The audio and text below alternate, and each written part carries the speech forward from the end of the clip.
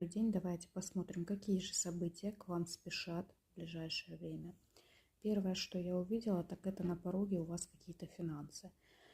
Здесь идет как сердце и букет, и птица. То есть тут может это говорить о том, что вы в ближайшее время будете по переписке с кем-то общаться. Вот это общение, оно приведет вас к какой-то большой любви. То есть тут рождение новых чувств, ухаживание.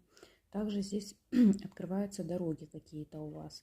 Машина большая, это поездка решающая куда-то. То есть это не просто там пойти за хлебом, а именно какая-то решающая, важная поездка в вашей жизни.